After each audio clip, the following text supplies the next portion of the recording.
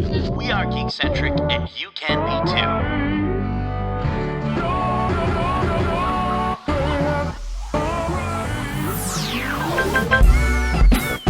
Love ya.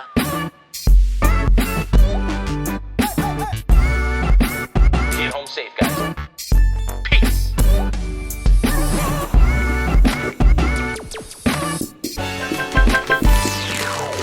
Yo, and welcome to the Geekcentric Podcast. My name is Justin, and in today's episode, we're saying, get over here, as we discuss the latest trailers and news from around the Geekiverse.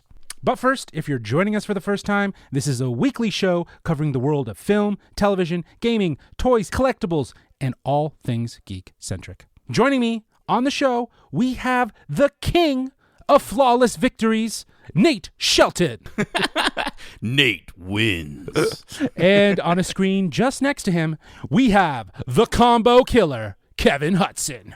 I was positive you were going to make some joke about restarting or me dying. I thought about it. The restart kid, Kevin Hudson. Yeah, I thought so. Yeah. Well, isn't Combo Killer, isn't it isn't that from like Killer Instinct or something? I don't know. I chose something that was video game reference. True. There's a lot of combos. There's a lot of combos. As long as you're spelling combo with a K, okay. you get a point. There you it's go. All good. There you go. How you guys doing? How's your week been? Good. It seems like good. Busy. Yes, it seems like we just did all of this, and yes, time is flying by.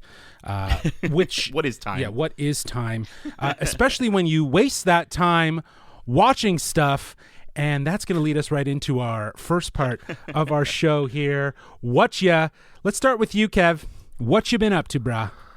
Like as you guys just mentioned, it seems, when you're doing one of these every 3 or 4 days, there's not that much time in between. And so, what little time I did have, I was able to finish up season 2 of Succession. So that left me, just wanting more of that. I can't imagine the people who've been waiting a couple years since the end of season 2. At least my wait will hopefully only be until some point this year. Mm-hmm. I feel like it's kind of like my duty and my task of the show is to stick with Snowpiercer so that at least one of us can say we did it. Yeah, we thank you for that sacrifice and appreciate it. It's only about 55 minutes a week. I can handle it. I think I'm kind of just in between, projects, if you will. I'm just waiting for some new things to start up.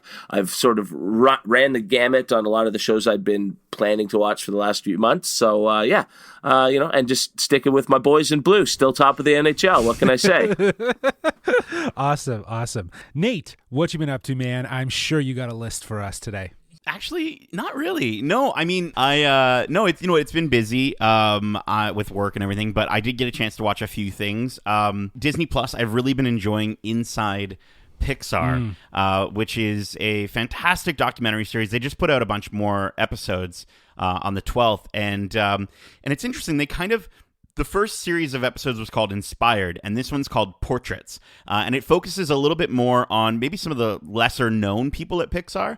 One that really stood out to me, though, Barney Jones is a music editor at Pixar. And the craziest thing is there is a guy at Pixar, Barney Jones, who composes a ton of music that no one will ever hear because his whole job is to literally just find music that fits the feeling, and then he passes that off to a composer who actually composes the songs for the movies. So it blows my mind the amount of work and hard work and stuff that people will never sort of see, but you can still tell just how special Pixar movies, kind of come out. You can see how much goes into that. That just brings new meaning to unsung hero. Literally his music is legitimately unsung. Like wow, yeah. Wow, yeah. I'm also playing some PGA Tour 2K21 with my dad, hitting the links. Kevin, is that how I say it? Hitting the links? Wow, you're getting the lingo down and everything. Yeah, it's good. It's pretty tough. It's not the easiest. It's the hardest sports video game there is, man. So the fact that you're like picking it up and doing well, whereas my brother and I, who religiously play these things, we're like, that one's a bit too hard. Let's go to the dumbed down EA Sports version.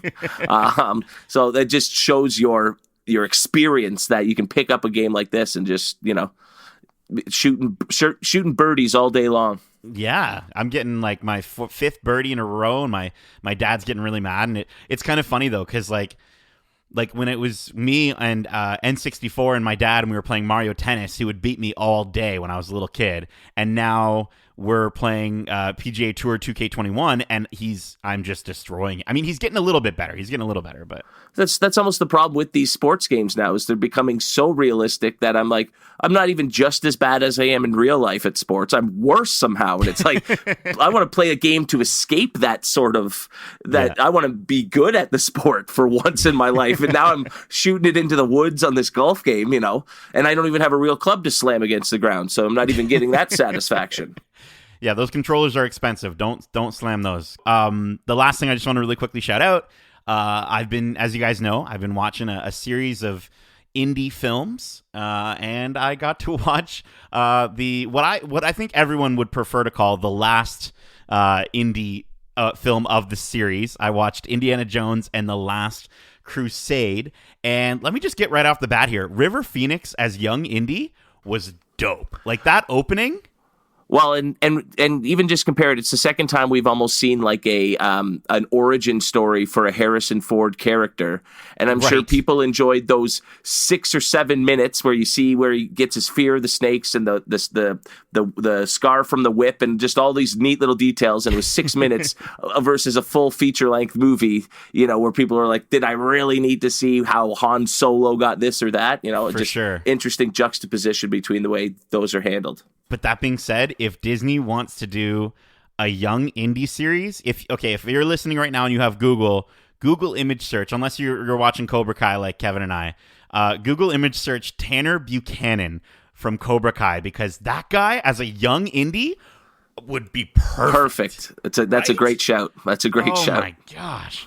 But no, I've really enjoyed it. I thought Fraulein Elsa Schneider was much more likable than Willie up until, spoiler alert, she becomes a not likable person. But again, I thought it was pretty good. I think my favorite moment has to be with Indy and his dad, and his dad mentions that she talks in her sleep, and then they just like look at each other, and then he gives this like smile. It's just absolutely phenomenal, like so funny. And those two just played so well off of each other the whole time. And the best part, I think there's a 10-year age difference in real life between the two at the time. Right. But just like Sean Connery, they just strapped him into that sidecar on the bike and had him really go. So like he looks terrified because he is terrified the whole time they're shooting that scene, and it just works so well. Yeah. Yeah, I love. I also love the moment on the blimp when he throws the guy off the blimp and he's like, "No ticket," and then all the passengers are just like showing their tickets. Oh man, so good. Honestly, it's fantastic. I think it's honestly the most mature indie movie in my opinion. Like it kind of feels like it grew up with its audience a little bit, and I think it's my favorite in the series just because. It felt like it was the smartest, it was the most well written, but it didn't sacrifice entertainment at the same time. It was still very entertaining, and it's got John Rhys Davies, which I really enjoy as Gimli all the time. So honestly, fantastic stuff. Justin, what ya?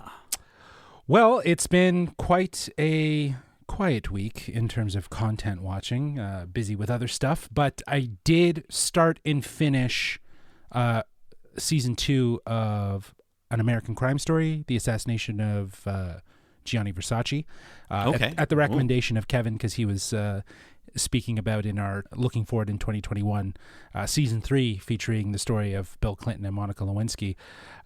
So I wanted to watch this, not in preparation, but just so that I had a little bit more of a taste of that sort of crime story and their sort of motif, if you will, because I was a huge fan of the OJ one. I actually watched that one twice. Couldn't believe that I enjoyed it so much that I like literally within a month watched that show twice. This one I probably wouldn't do that. I do think though that they did a really great job with telling the story of the killer, so that you felt some humility for him and what he went through, but you also kind of understand the sort of disoriented opinion that he had or ideas that he had, and how he basically built his life with lies. And Right. the show does a really interesting thing where it starts with obviously the event of the assassination of Gianni Versace, and then every episode after it's basically going backwards as to how he got to that point. Oh, weird. It's a different way. So you could actually probably watch episodes 9 to 1. You could watch it backwards and then watch episode 10 and really get the full, like, from start to finish. And I thought that was kind of interesting to do it because with the OJ story, they did it more or less in order of how things happened based on the case, on the trial itself. So I thought it was, I'll give it, the points for actually doing a good job with trying to tell the story a bit differently. But yeah, I thought it was great. I would definitely, I'm looking forward to season 3 and how this story, Ryan Murphy's going to tell the next story. It's gonna be a lot of fun. So, while we're going on, Indiana adventures here, you're just getting soaked in murder. Yeah, dude. I there's this show that's on Netflix that's about the hotel. I can't remember the Cecil or the. Yeah. Oh gosh, no. Yeah. Not even gonna. I saw that preview and I was like, oh, this looks scary. I might watch this. Like it looks. Yeah, that one looks pretty good. I'm surprised Sarah hasn't demanded that we watch it yet. She's maybe not seen the trailer for it, or else because that'd be right up her alley. Right, and it's apparently based on true events, so it'll be interesting to see. So maybe if I'm bored, I might start that. But that's it for What You guys. This week has been a very unique week. We had a decent amount of news come out for the first time in a while. So for our topic of the show, we thought we'd focus on that this week with 6 news stories to be covered. But first, It's trailer time. okay, our first trailer is for Cruella. Yeah. This is Disney's feature about another villain, Cruella de Vil, starring Emma Stone, Emma Thompson, Mark Strong, Paul Walter Hauser, Emily Beecham, and Joel Fry. The story takes place in 1970s London. A young fashion designer, Estella DeVille, becomes obsessed with dog skin, especially Dalmatians. Finding herself at the mercy of an uncaring employer, she reinvents herself as the vicious Cruella. This film is directed by Craig Gillespie, who also directed I, Tonya, which I really loved. I don't know if you guys checked that out with Margot Robbie. And he also did Lars and the Real Girl, which starred Ryan Gosling. I don't know if you guys had a chance to check that one out. It's an older one. It's an older one. Both of those films are like funny, dark, but character studies. And I don't know, like I'm like digging this movie. Like I'm interested because it looks like it's going to be more of a character piece rather than like this rich origin story. What do you guys think? I hope it is a character piece. I hope it focuses a lot on her. But I don't know. I feel like I didn't expect to come out of this trailer being like, I'm kind of in. I'm kind of into it. Yeah. I'm kind of into this whole idea, but it does. I think what worries me just a little bit is that it feels like, after we've gotten Birds of Prey, after we've gotten Joker, Disney's kind of just like, yeah, let's that'll work for Cruella. Let's do that. Let's kind of write something similar. But I will say if they can make this movie not for kids, and I know it's Disney, but if they can make this movie for adults and have it solely focus on Cruella, then I think it has a chance to be good. I mean, if you look at the poster, even in Emma Stone's name, the A is the Anarchy logo, right? So like it already seems like maybe there's a chance this will be more adult. No, I think you're barking up the wrong tree hoping for that one, man. Yeah, Nice. I think though that Disney was already on their trajectory of doing their stories about villains. They did Maleficent, and there's been talks of other villain stories that they might do or venture into. But I agree with you, Nate. I think with the success of things like the Joker or Harley Quinn's Birds of Prey film, like the success of that only fuels them to feel a little bit more confident about telling their stories about their villains. Maybe they're taking it in more of a character piece direction rather than it being like this, epic sort of origin story, if you will. I hope so. I mean, I think it's going to probably toe the lines along both of those sort of, storytelling techniques. And I don't think that just because it's Disney doesn't mean it won't be a PG-13 sort of thing, Sure. It will be a more mature story than just evil lady wants dog fur for jacket. So it will be a bit more tailored to, the grown-up audiences out there. Puns, man. These puns. Wow, Kevin. He doesn't even realize he's making them. So I think there's enough there that there's the potential for it to be something to look forward to, and not just a safe sort of story just retelling something like The Lion King in live action form. This is they're grasping at it, and they have a story to tell clearly. This is kind of doing what I actually want Disney to do with their live action stuff. I actually really enjoyed Maleficent 1. I didn't enjoy Maleficent 2, but I do think that telling these more original stories or stories from a different perspective gets me so much more excited as an original Disney fan. I think for those who grew up with it, I think it's so much more exciting to see these movies that tell a different story. And I really hope they keep doing this going forward. And I am, just to throw in really quickly before we move on, so excited to see Paul Walter Hauser in the sort of the sidekick role. I mean, he's worked with the director before in I, Tonya. He was great as the bumbling sidekick in that one. As Richard Jewell, he is just amazing. And I think he's going to bring a really great comedic presence. And I've in Disney, cartoon movies and the like, my favorite character is often that sort of evil henchman, the sidekick. And so very excited to see what he brings to the role. Right. Isn't he also from Cobra Kai? He's right? so good in Cobra Kai. He's the 30-year-old student enrolling with all these high school kids. Yeah, he's amazing. Yeah. But yeah, he's always so funny. So I think he's going to be like a standout in this movie. Awesome. Yeah, well, we won't have to wait too long. That comes out May 28th of this year. But guys, the trailer I really want to talk about. The trailer that dropped. Dude. Finally, footage that we have seen for Mortal Kombat.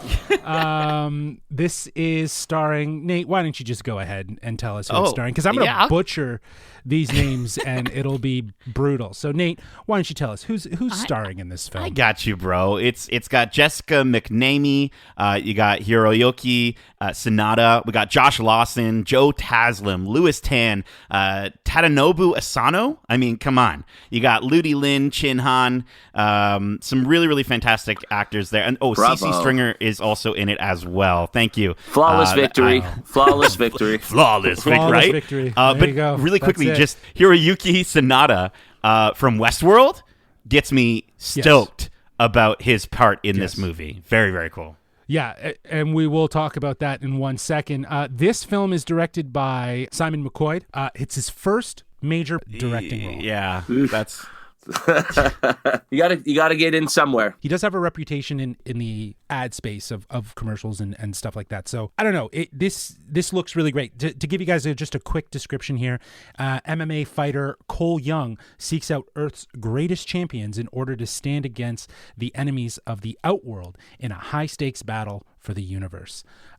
This is going to be amazing. This looked amazing, guys. I was like, literally, I watched the trailer, I watched it again, then I watched it frame by frame. It looks so good. What are your thoughts? Did it We'll look start with you, amazing Nate. though, or did you also feel the same way when you watched the Dragon Ball movie trailer for the first time, where you're like, oh yeah, here we go, thing from my childhood, and then that just... No, this looks better than that, I think. Okay, it looks better because of the technology and what they're capable of doing with movies, but storyline-wise? But also because we've seen iterations of it before that have been bad, and this looks better than that at least.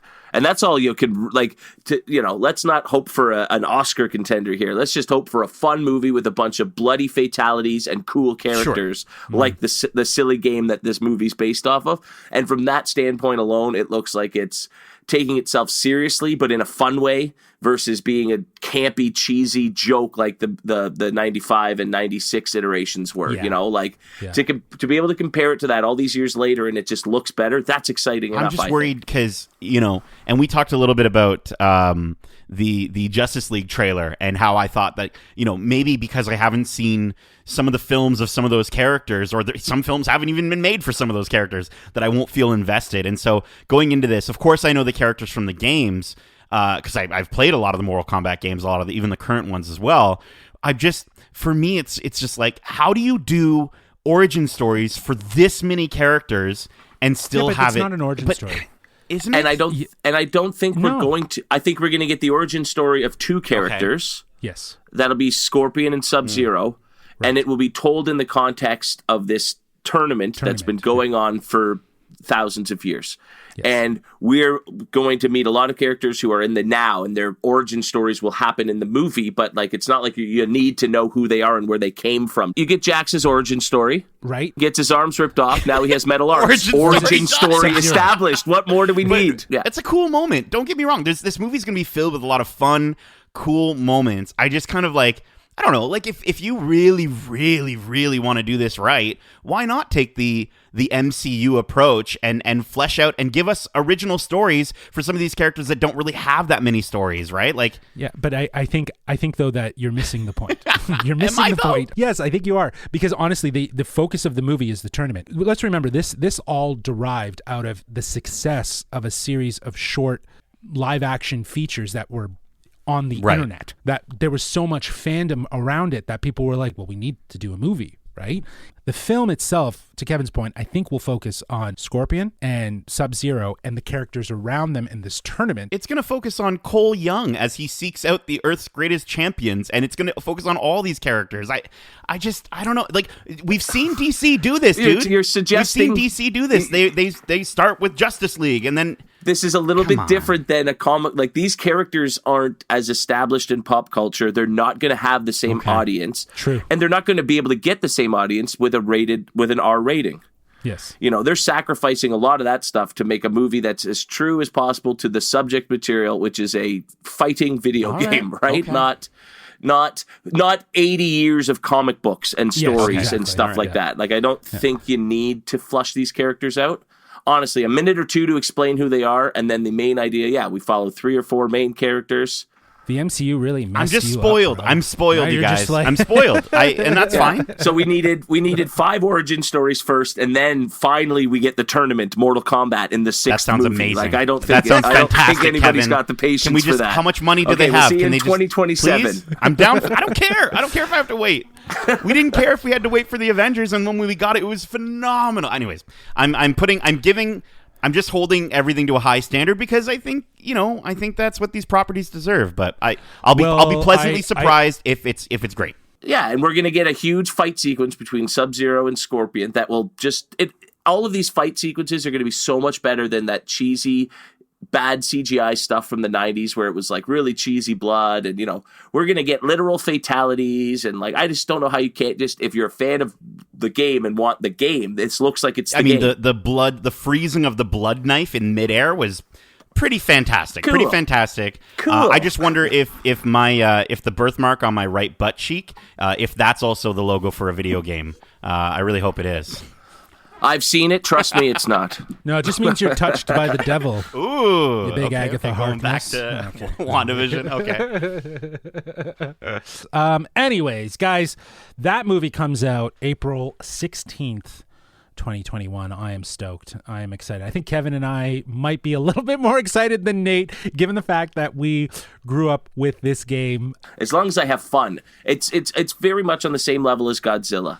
Yeah. And Kong later on, or a month later, whatever that ends up. A couple months now. Whenever I think it comes out. Whenever it is this year. I think they're both going to be doing the same thing. It's a really silly premise. Make it fun, and that's all you can ask for. That's all you can ask for. Exactly. And you know what I'm asking for is, can we move on to the news? Because we have a ton of stories to actually get through. So let's get to our topic of the show, the news. It's all about the details.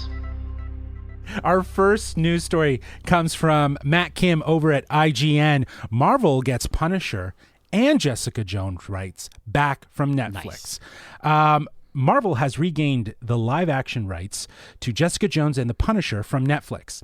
This means all the Marvel characters that Netflix previously held the live-action rights to, including Daredevil, Luke Cage, and Iron Fist, have reverted to Marvel. As reported by comicbook.com, the multi-year deal between Marvel and Netflix has officially come to close now that the last remaining Marvel heroes Netflix held the rights to are now back in their hands.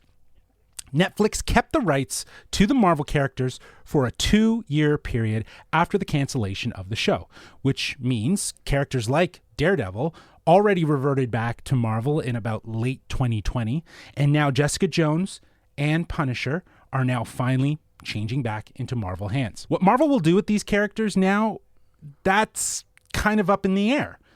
For example, there are reports that have suggested that Daredevil star Charlie Cox has been spotted on set for the upcoming Spider-Man 3 starring Tom Holland. So guys, my question to you, where do you want to see these characters show up in the MCU? And do you think they should be recasted, or should Marvel just keep the Netflix cast? I think there's if there was only one person I would recast, it would be Iron Fist. I know that whole series kind of went downhill, and I think they have the opportunity to do something a little bit true to the actual character's origin in the comic books with that. And that would be the only one I would change, because honestly, everyone else is absolutely fantastic. I wouldn't change any of them.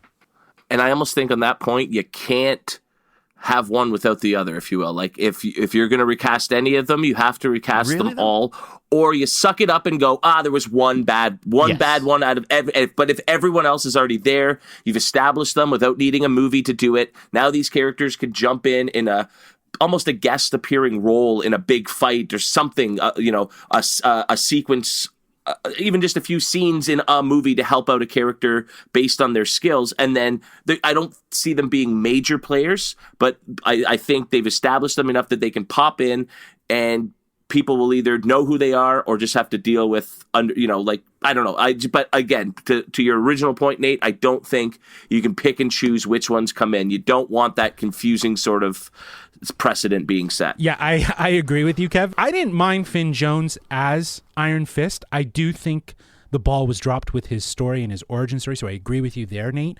I thought Finn Jones was fine. I just don't think that story was really well done.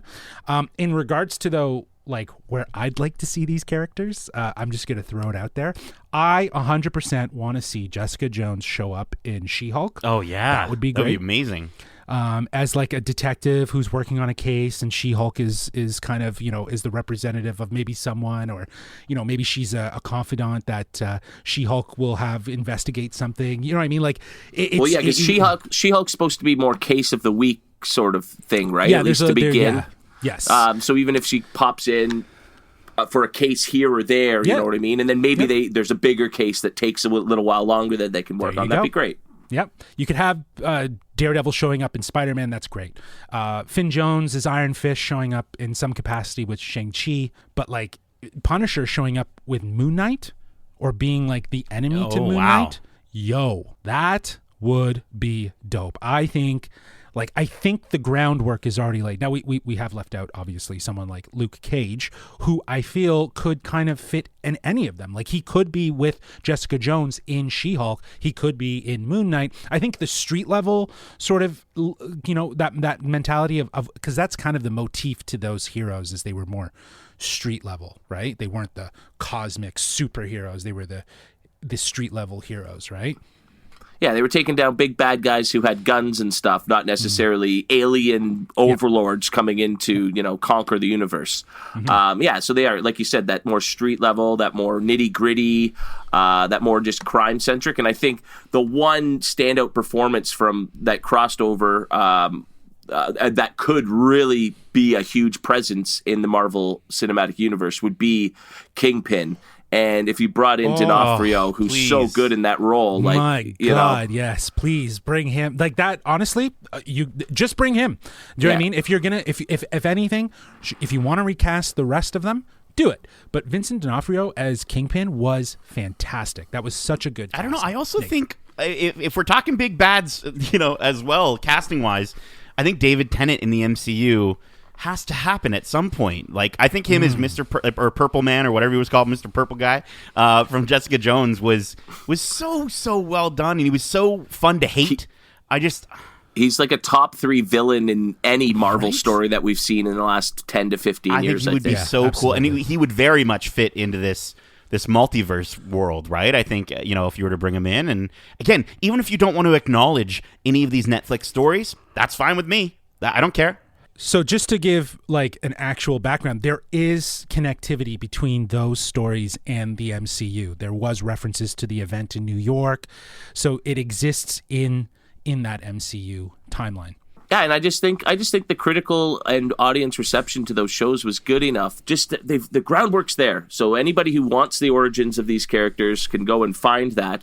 But now they can sort of just be more instantly inserted into a story without having to worry about background. And I just think with so many characters coming in and so many stories that are being announced all the time, to redo something that was done recently and done well, yes, it almost feels like a waste of time and effort, and it be distracting. So just bring these characters in and have them be the established ones that people know. I'll tell you what, I think the best theory is Charlie Cox's Daredevil showing up in Spider-Man as his lawyer. I love that idea. That'd be really cool. Would be great. That'd be really awesome. And that would just be a really great way to introduce, to your point, that those characters into this MCU without necessarily having to give the backstory. So, well, from one comic cinematic universe to another, let's talk about the Snyder Cut. We actually have two stories that I've condensed into one. First, last week, when we did our trailer, Nate had proposed the idea that potentially, Zack Snyder's Justice League cut would be a square movie. Yeah. It would be entirely square, which is why we've been seeing all the trailers and everything like that in a square. And I was like, nah, there's no way that they're going to be doing this in square. And in fact, it is going to be in a square. Yes, all the new Justice League, which will premiere on March 18th on HBO Max, will be presented fully inside a square. Sources have confirmed to IGN that Zack Snyder's 4-hour reassembling of Justice League is using the boxy 1:331 ratio. The director's love for the format stemmed from the IMAX scenes he shot for Batman vs. Superman: Dawn of Justice, which were rendered in full frame in a 1:4:3 aspect ratio. So basically, it was cropping it. Ever since that movie, Snyder has been enamored with square composition and the idea of using it for future projects. He goes on record as saying, "My intent was to have the movie, the entire film, play in a gigantic 1:4:3 aspect ratio on a giant IMAX screen. Superheroes tend to be, as figures, they tend to be less horizontal. Maybe when Superman's flying, sure, but when he's standing, he's more vertical. Everything is composed and shot with that in mind. And a lot went into the restoration of trying to bring back that ratio. It's a completely different aesthetic. It's just got a different quality and one that's unusual. No one is doing it."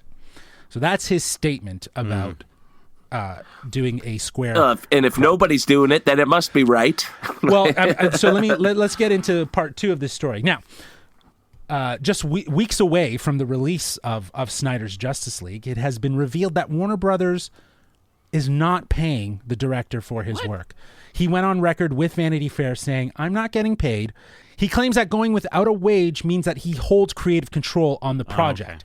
"I didn't want to be beholden to anyone, and it allowed me to keep my negotiating powers with these people pretty strong." So that makes sense. You're not getting a paycheck there. You retain your creative control over the movie. So guys, my question to you, even though this might keep to the original vision of what Zack Snyder was trying to achieve, does it make sense releasing this film in this format on HBO Max and not in IMAX? And what are your thoughts on him not making any money? It doesn't make any sense, just like him.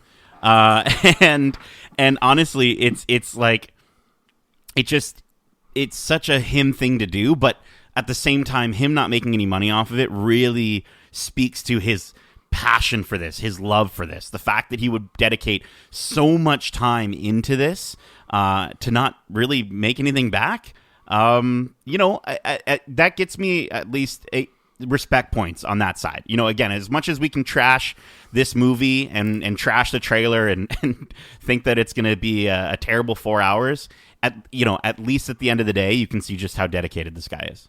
Well, yeah, and I think I don't think it's necessarily uncommon for things like this to happen, where it's certain people when making a movie have to sacrifice something for the sake of the project. And so it kind of makes sense. I bet you he's getting points back somehow if this thing does well. If it ever sees a theater as a special re-release, I'm sure he'd get some cut from it there, and this is, if it does well, it's, like an audition tape again to sort of re-enter that sort of world or whatever. In terms of the aspect ratio, the size of the screen, whatever he's going with, it won't bother. If you didn't tell me that he had done this, I would have watched that whole movie and gone, oh, it was a square. Didn't even notice. Like, I just don't tend to put too much thought into that. And I think it'll almost benefit somebody like me who wouldn't notice that, but maybe subconsciously is like, darn, these superheroes do look very tall in this movie for some reason. But like, I can see how it will drive people I feel absolutely insane. I think people are going to think that their TVs are broken or that they're like that. There's settings you have to that. change on the HBO app or whatever, right? So then what they're going to do is, so that it fills the screen, is they're going to stretch it, and then it's going to look even worse, and it's not going to be so like that. To me, like, my thing is that if it was intended for IMAX, then create an IMAX screened version that will screen in IMAX when things do get back to normal. But you want to get this out. You want people to have the best experience with their in-home experience. Then why do it in a square? Like, I get the idea of creative intuition or creative passion of wanting to see your project the way, but you're not even going to see it that way. It's not going to be in an IMAX theater, right? And if this goes bad and nobody wants to see it again, who's going to go to an IMAX and watch it for 4 hours? Right? Like, yeah. I watched a little video that IGN put together, and they were taking scenes from the original Justice League and cropping them into this new aspect ratio.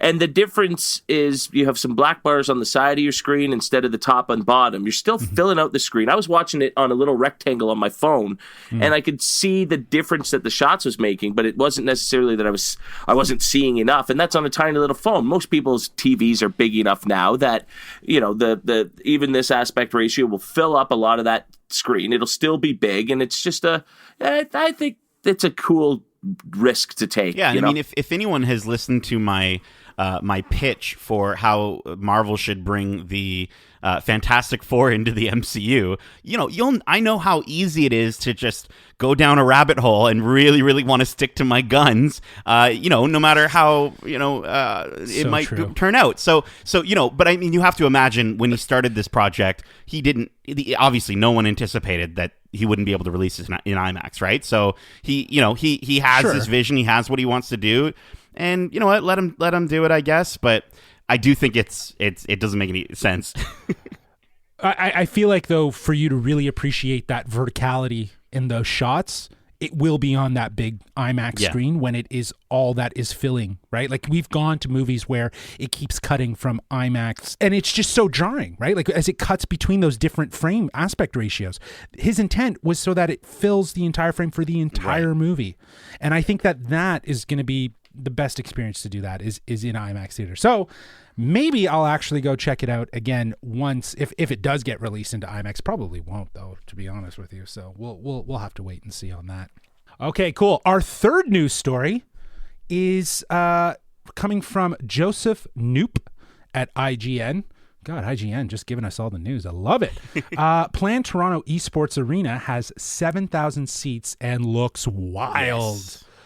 Now, as for our listeners, we are Toronto-based, so this obviously hits home. Huh? Yeah, okay. Get it?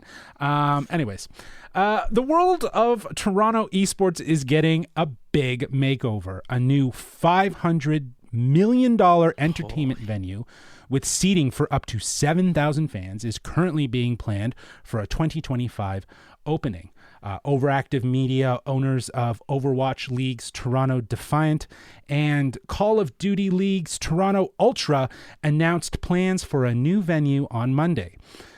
The currently unnamed venue, which will be located on a 4-acre plot north of Lakeshore Boulevard in Toronto's 192-acre Exhibition Place grounds, will be the first sports or entertainment venue built in the city since the construction of BMO Field in 2007.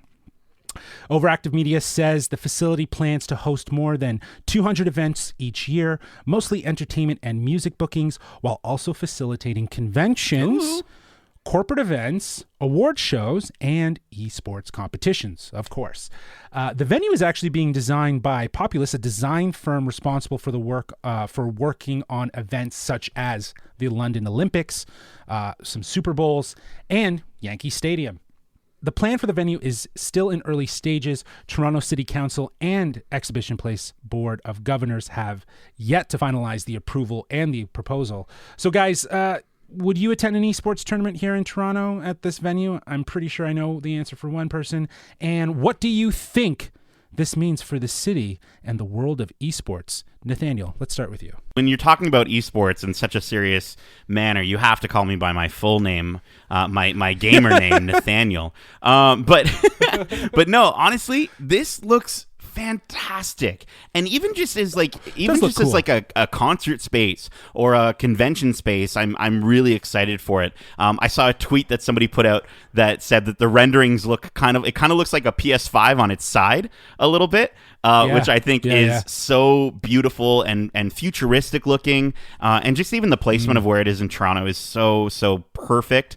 I think honestly, why not legitimize esports? I mean, if this is, if we're going to start seeing esports in things like the Olympics, I know for the Japanese Olympics, they were supposed to be kind of the debut of esports in the Olympics, then it makes sense that we would have, some spaces in some of these big cities for these teams to compete. Well, to be fair, esports is a multi-billion-dollar industry. It's huge. It's grown so much. And the fact that, Toronto's getting a venue for such esports just puts us on the map even more so that if potentially tournaments and whatnot expand and decide they want to set up shop here for a tournament, they can do that. I think that this is great for Toronto, being a sort of like a hub for all sorts of different pop culture and just cultural sort of events in general. It fits really well to have an esports arena. Kev, what do you think? I think if you told me just straight up they're building a $500 million stadium for people to play video games in, I would be very skeptical, to say the least, about it, just because you look at something like the Air Canada Centre, now known as the Scotiabank Arena, built in 99 for $250 million. And this is the home of, the two of the biggest sporting teams in the city, if not the country, and so now all of a sudden, even with inflation, this thing is projected to be about $150 million more.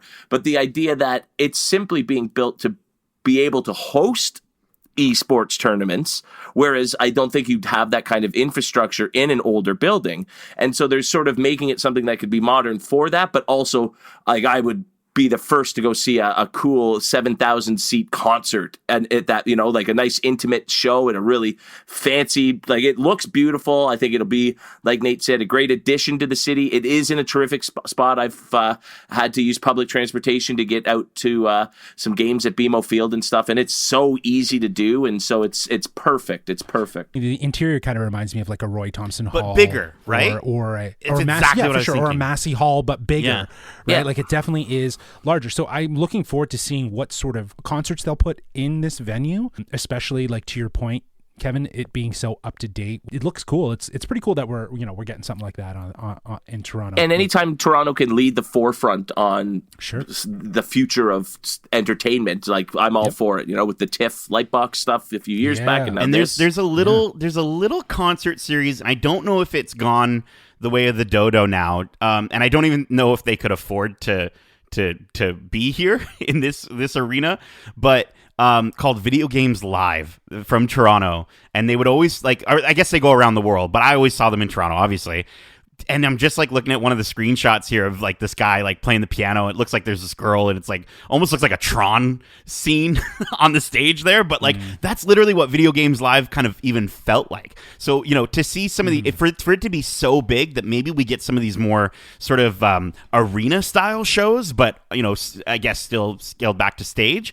Oh man, that is so cool. And to think that maybe even a future Fan Expo or Comic-Con, if they can afford to be here, would be really, really fantastic. Imagine sitting in there and seeing the new trailer for, the next Star Wars movie or the next, big thing. I think it would be so awesome. Yeah, I think it's multi-purpose, right? It's esports is definitely it's bread and butter, but I think the reality is that it's going to service a lot of other realms of entertainment. Yeah, to fill out that 200 date calendar, you're going to need a lot more than just esport events. For sure. Absolutely.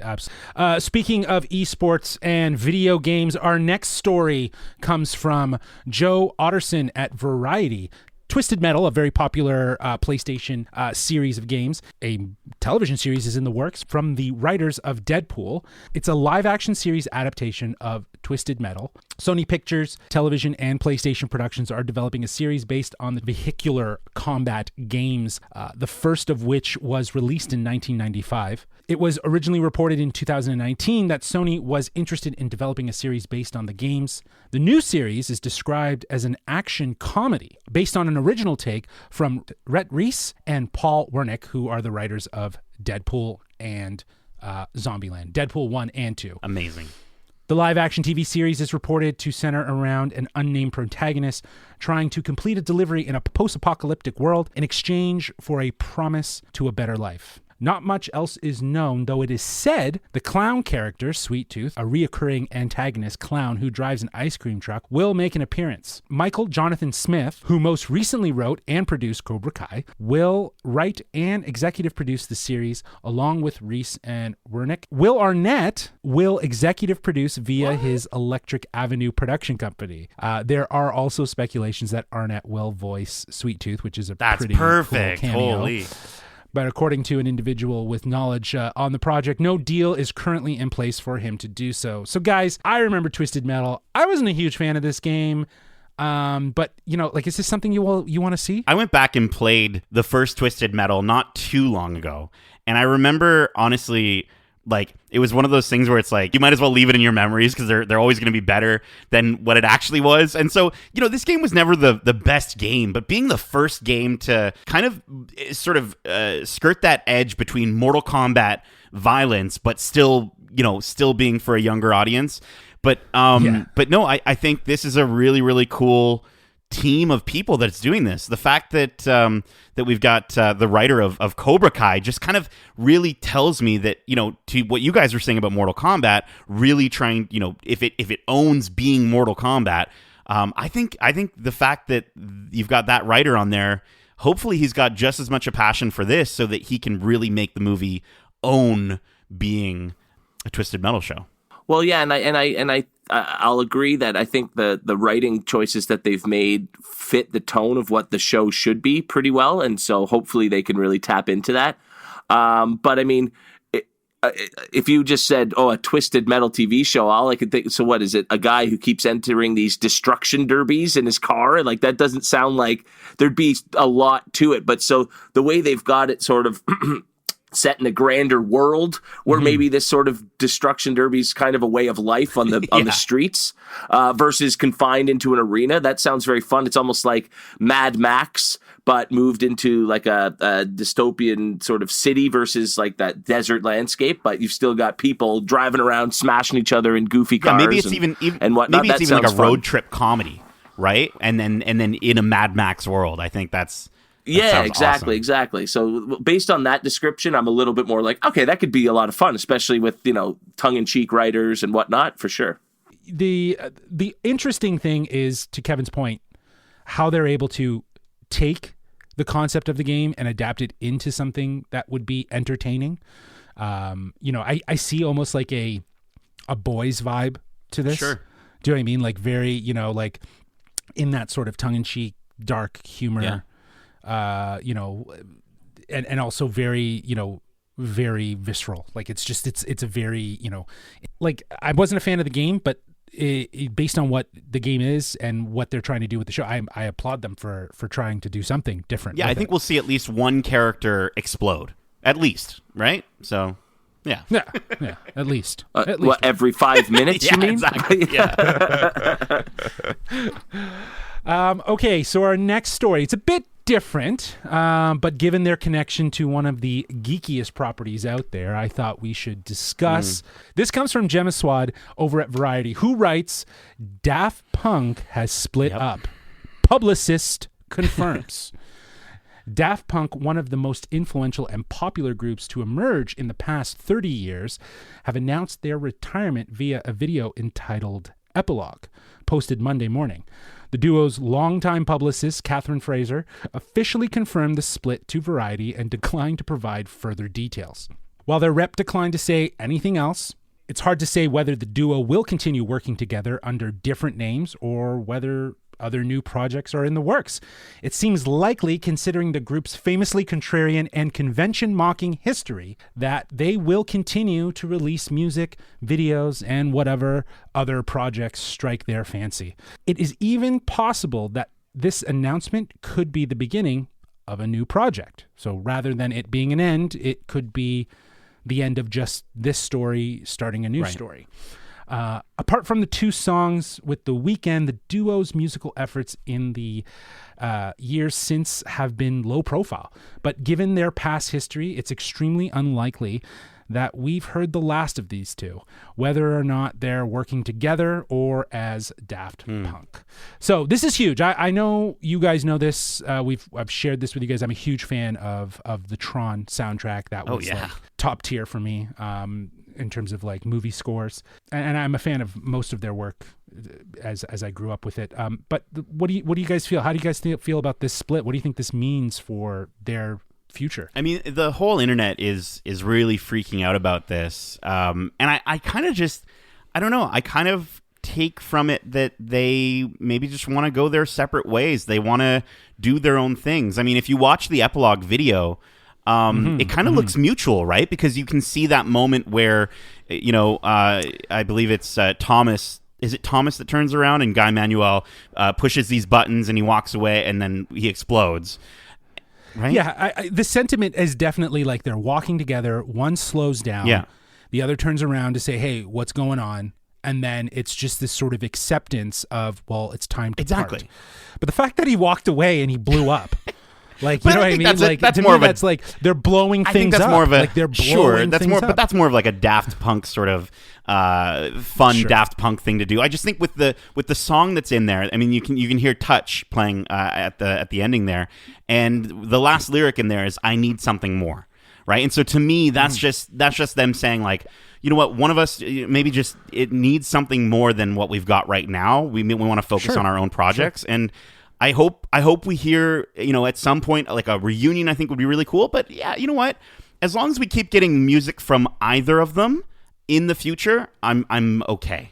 Yeah, I think that it's definitely about something to do with a creative sort of separation or this idea of wanting to pursue different things, because as the other one walks off, it's very reminiscent of parting ways and finding new beginnings and new paths, right? So I think you're onto something there. Yeah, absolutely. I think, the initial reaction and the initial reports all suggest, made it seem like it was they were breaking up. You know what I mean? You hear about these bands and they break up just due to animosity and resentment.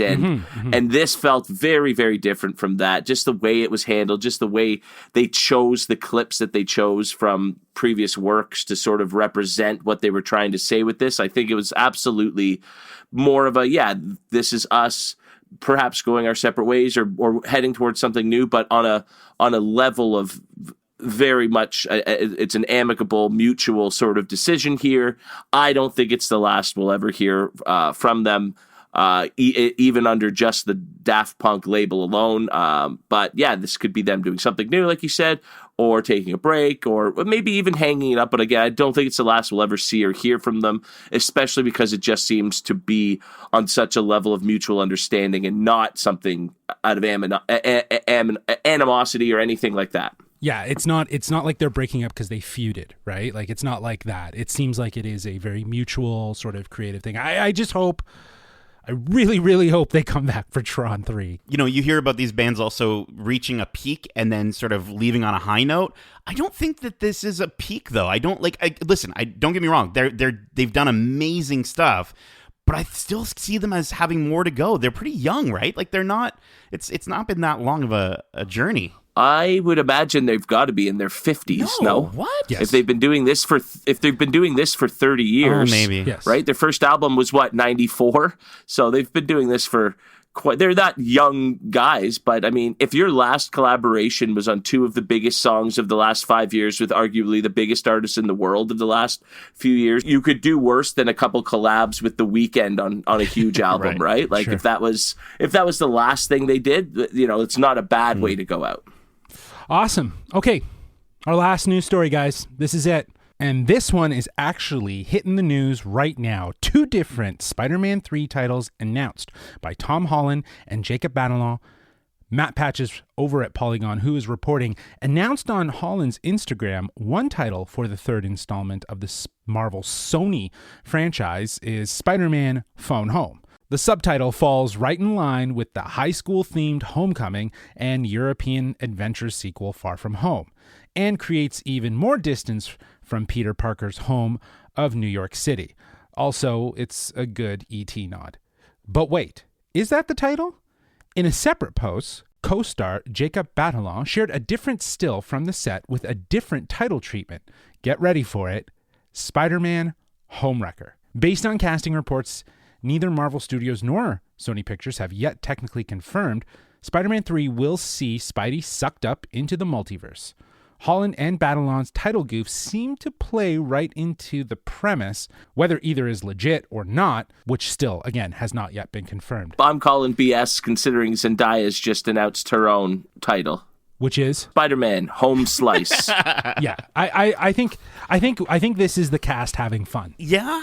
I think the cast is having fun because this is their soft launch for a title that will be revealed. Okay.